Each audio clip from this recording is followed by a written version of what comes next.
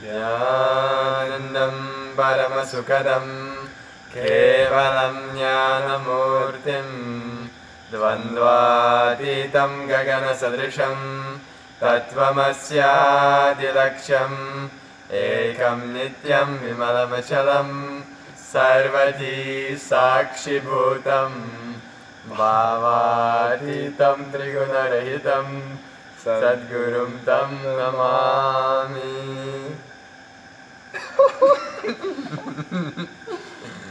We have the same voice. Yes, Sanya. That was weird. I like felt your voice coming into my mouth. I couldn't stop laughing. That was such a funny and so hard. Thanks, sorry. Nityananda. Nityananda. We've been actually trying to record this video for a very long time. Very long time. Very long I've time. done all kinds of stupid procrastinations. He comes at the weirdest times. All kinds of weird things happen. But today, it has manifest. Blessings for you all. As the cosmos has aligned a million things to make this video happen. So thank you all for being a part of that beautiful cosmic alignment. We are very glad on our side. Why don't we introduce each other? Yeah.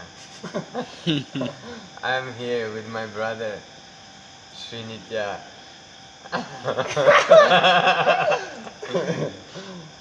Srinitya Nirajananda Maharaj. And I am here with my brother, Srinitya Sukadananda Maharaj. Nityananda. Now, to even describe what our life, our existence is like these days is impossible.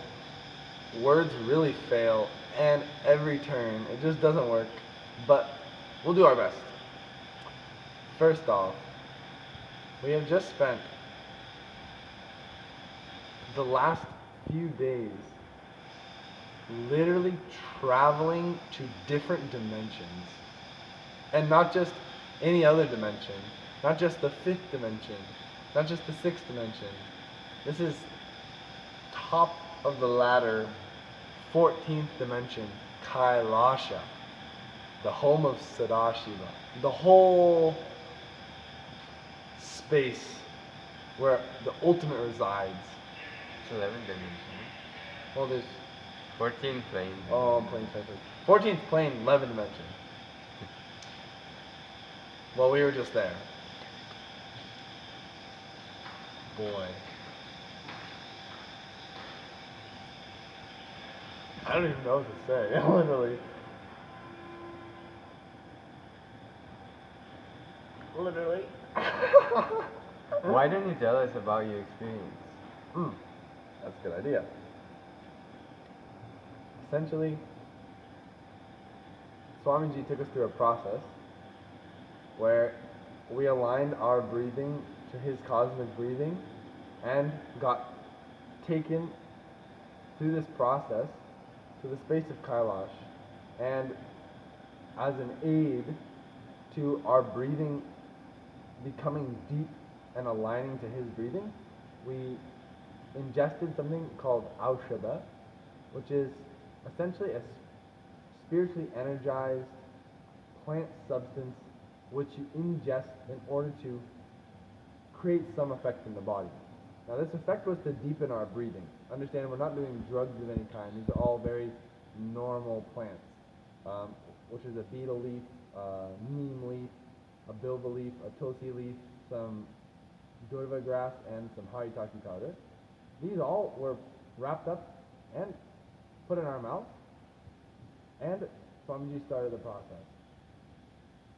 Now, my personal experience, within a minute or so, my breath got very deep, very long, and this unbelievable euphoric feeling started to manifest itself through my body, which kept building and building and building, literally the whole time. It never stopped going up, which was very, very intense, to say the least.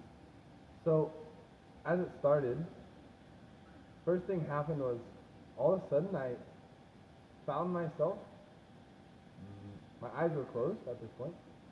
I was seeing through my third eye a very grand space in front of me. And in that space, there was essentially like a gate, but not like a gate as in like, oh, gates of heaven you would picture like, oh, some big pearly gates and some clouds or something like that. It was like massively tall, massively long, black stone. And on the corner pillars were installed Shiva lingam. And I didn't like walk through anything. All of a sudden I was just inside. And there was standing and greeting me was Nandi, Shiva's vehicle. He's a bull.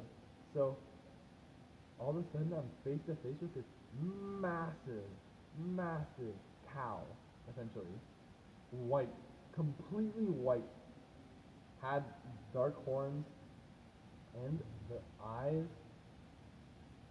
I can't even describe. It was literally like the most, they were soaked in love, drenched in devotion, and like it was like nectar, like shining, as glistening more than you can imagine, with that bliss of devotion and love. And that friendliness with which he came and greeted me.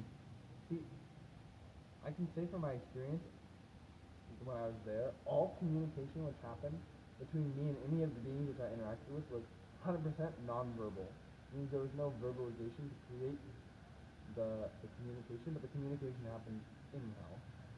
So, his greeting of me, my greeting of him, and see, I've loved Nandi since I first came into Hinduism. He just is such a friendly space, and so much time I like will go and spend with Nandi and talk to him about how much I love Shiva and ask him for his blessings and his energy to manifest. Let me radiate the same space of connection and devotion as him with Shiva. So to meet him face to face all of a sudden was like a dream come true, really. It was just such a sweet space. And he essentially showed me into Kailash. And oh my goodness. From there, this massive experience opened up. See, it feels as if I was there for hours and hours and hours and hours. I went through so much experience in that time that to like sit and say everything which happened would literally be at least a 30-minute to hour and a half long video just to explain what all happened to me in that time. But I'll skip to the really juicy part, I suppose. So I ended up asking to be led to the gardens of Kailash. And I'm very much into agriculture, and I was actually planning on building a flower garden as per the scriptures here in our Adinam. So I was interested to see what the design of the gardens there was so I could reproduce it. So I asked to be taken to the gardens. All of a sudden, I saw these gardens, and it was so much more than I could have expected. Essentially, at the very center of the garden, so the whole design was a Sri Yantra. A Sri Yantra is this geometric symbol which has 43 triangles in it, and at the very center is a dot called Bindu. It's the space out of which everything manifests. And that dot in the middle was a massive pond, perfectly circular, which was growing with blue lotuses and white lotuses, all mixed. And from there, these little rivers came out and made the form of that Sri Yantra on the ground. And it was not a small area. It was like acres and acres and acres and acres of land. And between all the waterways were these it was like massive forest, but also in some of them there was like free space where it was like low grass kind of things and a couple trees here and there, and some of them it was like full forest, massive banyan trees, massive neem and bilva trees. I saw rudrux trees. I saw so many flowers. There were so many flowers there, and all these gardens they're just like shining, glistening with light. It's like the matter out of which everything was made was not physical matter. It doesn't have that dullness of matter. It was like every single particle was self-effulgent, made out of light, but could be seen as a form. It was glistening with consciousness. It was unbelievable. And in that space, I saw on this tree, there was a sage who was sitting. So there was this body whose back was against a tree, head was down, eyes were closed, sitting in full Padmasana, and wasn't moving or anything, no breathing. And I was wondering who the sage was. And I was wondering why this experience was unfolding. Who was this? So I toured around the garden a little more, getting more details of it, and all of a sudden, I remembered the sage, and I looked back to see the body, and all of a sudden, the face of the sage projected toward me, and I saw very clearly who the sage was, and it was Maha Avatar Babaji, one of the 18 great siddhas who lived on this planet. And I was so blown away because I have a very deep feeling connection with him, as part of my very first insights into Hinduism came through Paramahamsa Yogananda and his book Autobiography of a Yogi.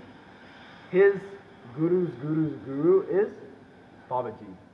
So I saw him there, and I knew, like when I looked at his body, I realized that he was operating a different body in a different plane, and this one was just sitting in samadhi, and that's what I saw. I was so blown away to see that, like, it's like he was disconnecting and reconnecting somewhere else. And at last, from that space I got taken and saw a banyan tree which was like the size of a like a massive office building in a city. It was the biggest tree I've ever seen in my life.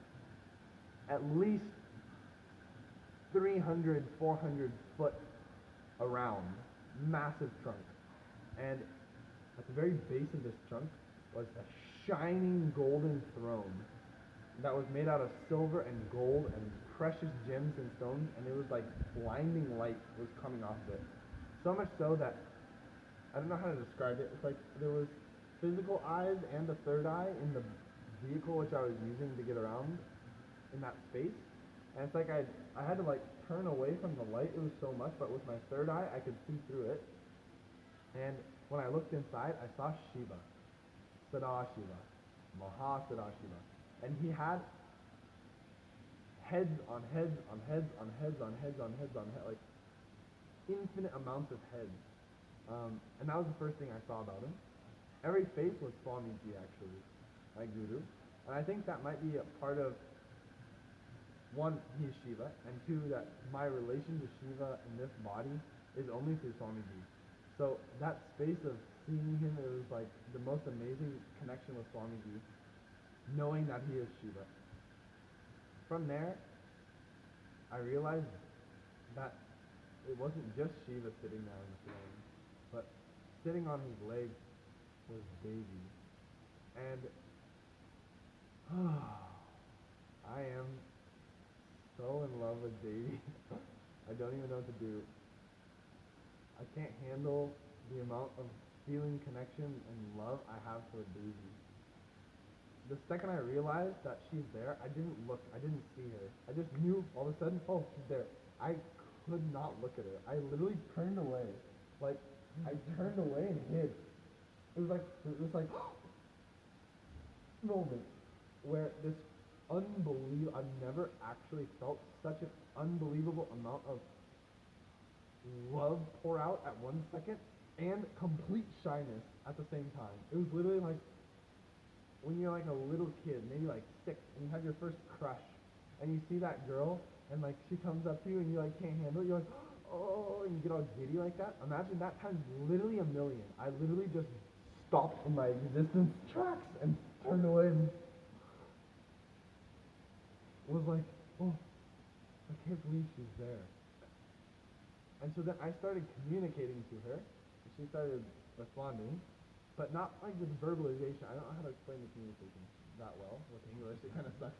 Horrible language for these things. But I conveyed to her that there's no way I can handle looking at her directly. I can't turn. If I look at you and you're looking at me, I don't know what's gonna happen. I can't handle it. Please, when I turn and look, don't look directly at me. I don't think I can handle it. I literally asked. And so then when I turned and looked at her, her face was sideways, but she gave a side glance at me. And I literally just exploded. I didn't know what to do. I couldn't handle it. I was all kinds of overwhelmed, blissed out in love, too much, every emotion, too much, everything, like floored. And I turned away again, and I was just like, feeling this unbelievable space. So then again, I was like, okay, can you turn like all the way to the side? I can't look at your face right now. Like, I don't know what to do. You're too much. You're too much. So then I like turned back and looked, and like I just, her head was like totally turned, and so then I saw her hair. Oh my god. Her hair was the darkest, most shining black I've ever seen. And it was completely let down on this side, and it was in a bun on the right side of her head on this side, and it had gold jewelry in it, and she had one of those hanging gold jewels on her forehead, and I saw the side of her eye makeup, and it was like this black, dark, most perfectly put makeup I've ever seen. But the most perfect and most beautiful part was the between the darkest black I've ever seen, shining, and the complexion of her face. The difference in the two was so much, and it was so beautiful. I didn't even. Oh my goodness! It was so. What? I don't even. What? What do you say? I was literally just.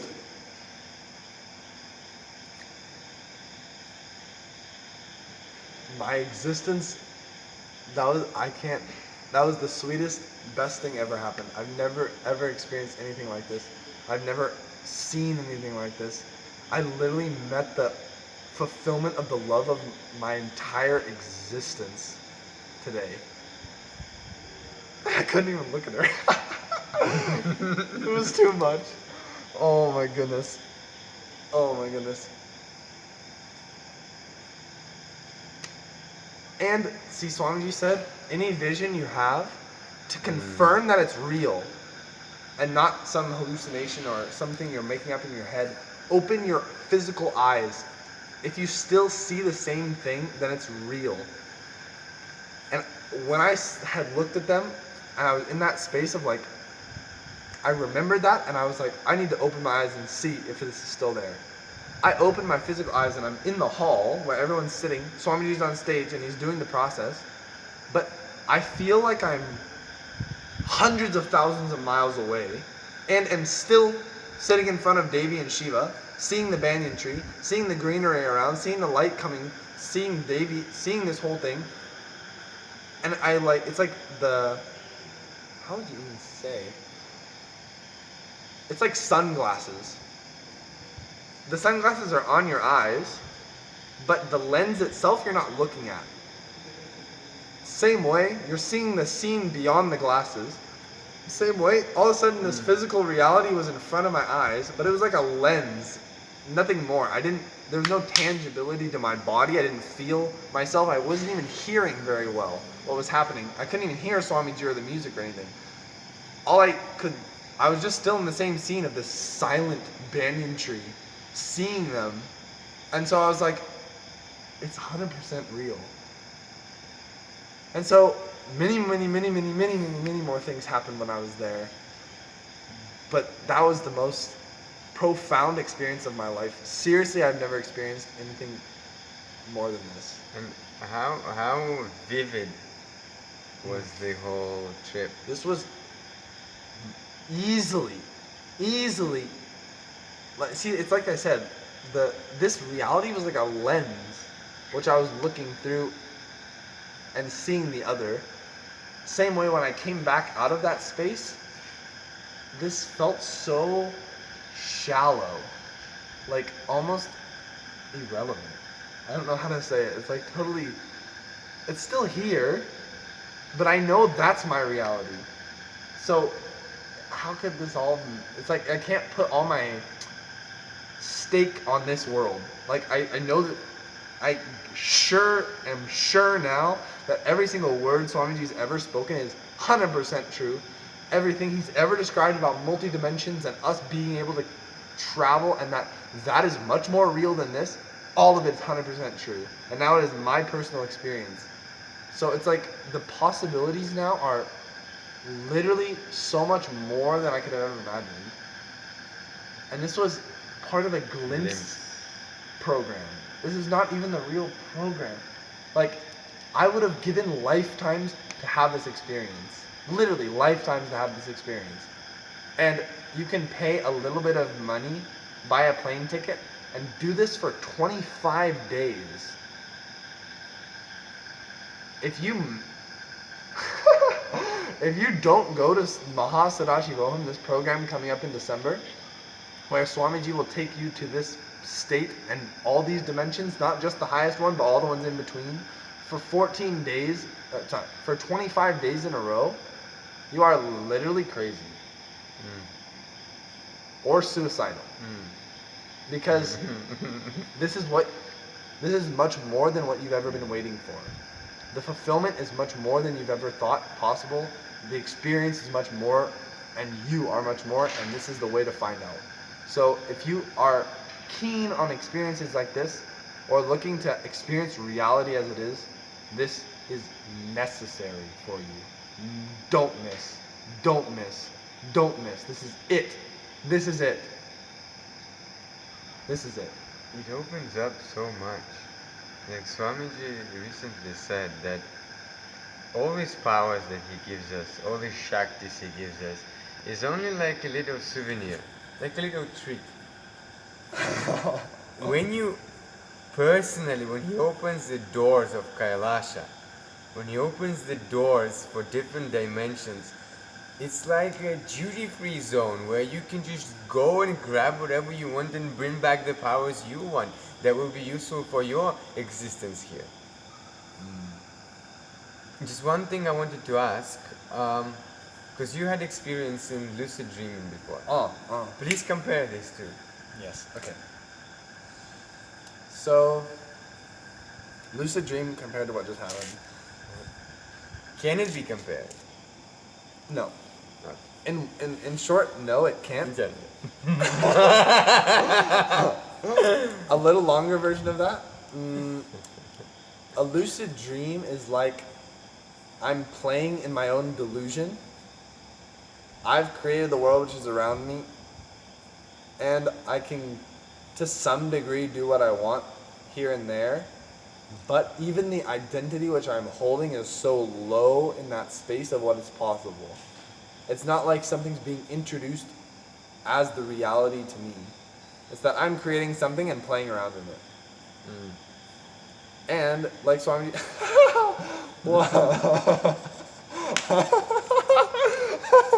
one time during a program, some lady, there was a question and answer session, and some lady asked, Swamiji, I had this experience of this, that, and the other in my dream. What does it mean?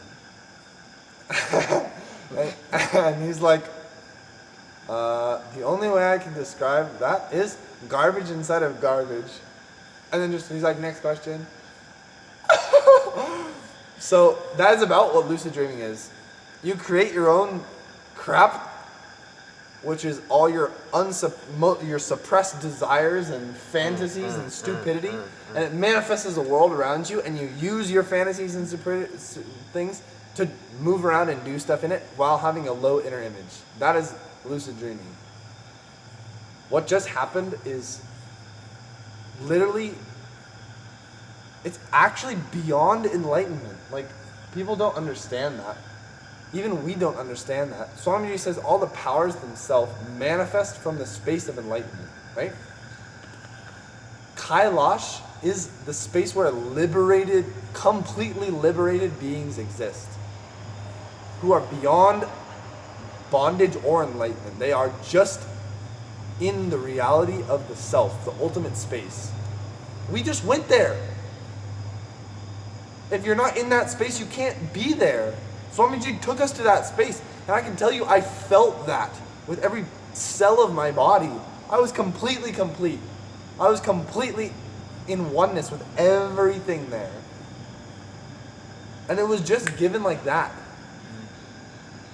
All it was, oh, aligned in my breathing, I'll take you there. 2 minutes later.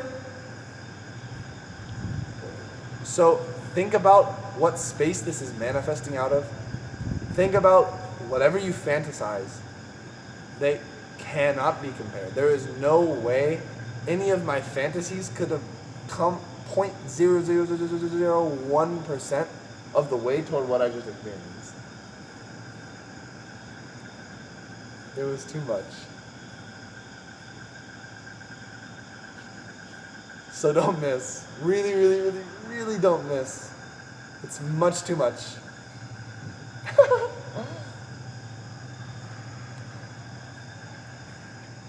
And understand one thing. If you want reality, if you want to know who you are, if you want to know what all this is, as it is, there's only one decision you need to take, and that is to be here on the flight to Kailasha, Mahasadashi-Voham in December. And if you have any problems, any obstacles you think, whether it's money, time, wife, husband, kids, work, whatever it is, understand, as on now, all of it is gone. Not only has Swamiji blessed that all obstacles will be removed if you decide for this. He actually instructed. See, he instructed the Maya, the delusion, which is a very devoted and integrated disciple of Sadashiva. He instructed the Maya not to remove all the obstacles, completely manifest your Mahasadashivoham into reality. Yeah. And not only that, he instructed Lakshmi, who is a form of Devi, who is the embodiment of wealth and abundance, to help you in every single way for you to be here in December for Mahasadashivoham. Understand? You will be here. If you want to be here, you will be here. You will be here. Just simple as that. You will be here, and we will see you, and we will celebrate together. Understand, brothers and sisters of the cosmos, this is your home, and this is your family.